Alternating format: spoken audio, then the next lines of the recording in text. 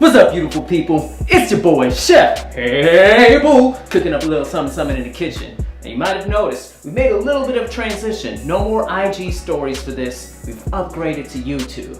And for our very first YouTube story, we're gonna go ahead and start off with a highly requested demand. Smackaroni and cheese. That's right, macaroni and cheese that's gonna get ya smacked. Let's get started. Now the nice thing about mac and cheese, all the ingredients are really simple, kind of all in the name.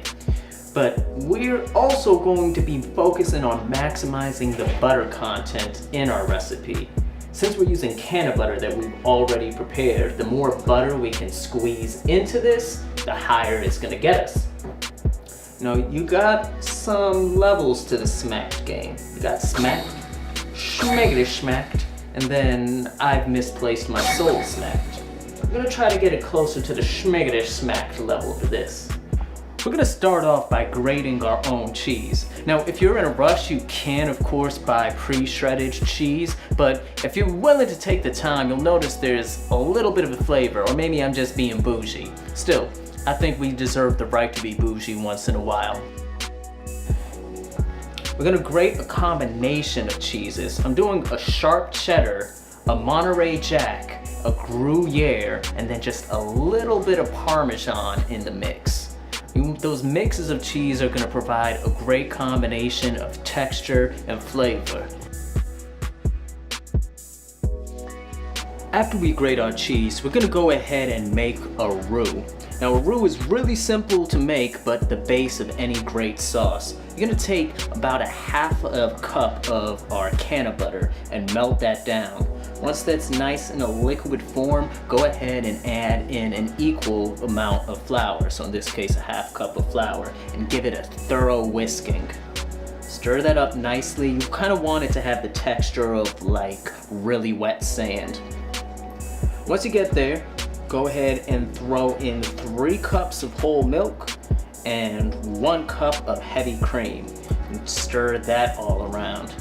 Also like to add a little bit of extra salt and pepper. That's just me. Do what's comfortable for you. Once you've got the milk and heavy cream heated up enough, go ahead and stir in some cheese. Now, I could give you an exact measurement, but I would be BSing. What I've been doing is just taking a handful, stirring it up, wait until it's melted, and then doing another handful. I ended up doing about 3 handfuls until the texture got like this. This is what you want. You want that beautiful gooey texture. Oh my God. I'm sorry, I got a little too excited there. All right, let's get back to business. Now that our sauce is ready, go ahead and turn down the heat, keep stirring that once in a while, and start boiling a pot with some salt and olive oil in it so we can get our noodles ready. We're gonna go ahead and toss this in there. Listen to that crunch. I'm using about 1 pound, so half of this box. Alright, once you got those noodles cooked, you're gonna want to toss out all of that water you're not using and mix together the cheese sauce we prepared. You're gonna get that nice gunky sound when you do it right. And it's gonna smell delicious, and you're gonna think you're done. But we ain't over. We just getting started. On to the next step.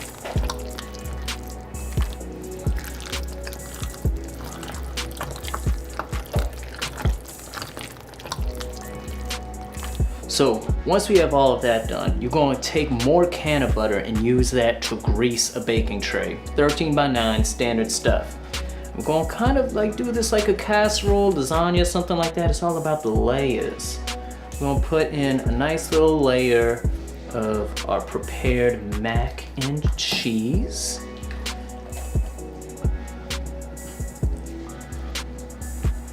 Make sure you completely cover the bottom.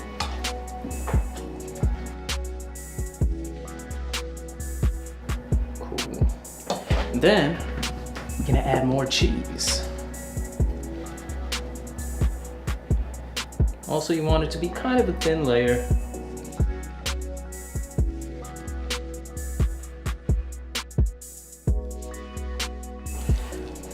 once we got our cheese layer in, we're going to add another layer of noodles.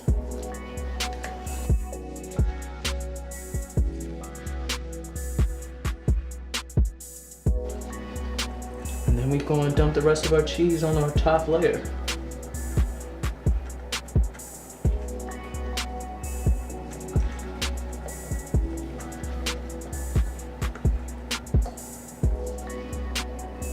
Just mix that around. I washed my hands, it's all good. So finally, we're going to add an extra layer of spice on the top. Now, normally, I recommend you use paprika, but I'm special, so I'm using an Ethiopian spice called berbere. I'm just gonna add just a little hint of spiciness to the mix. There we go. And also, something like paprika or berbere, if you can find it, gives it some nice color.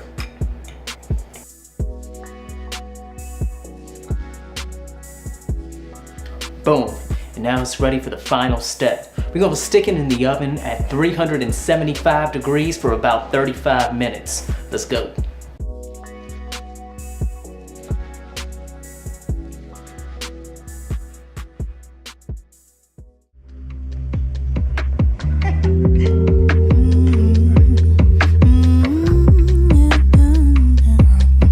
It's a shame the ties that we made don't take much to weaken, even less to break. Seen a lot of motives, tables reversed. Barely on the surface, is it even worth it? Dropping low would numb to the pain. And now, the moment of truth.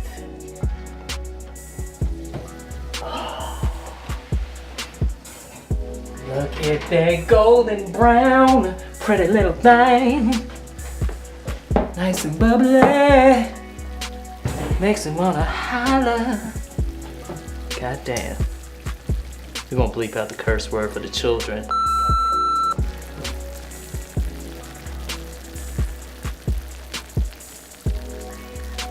Ew. This shit is OD oily.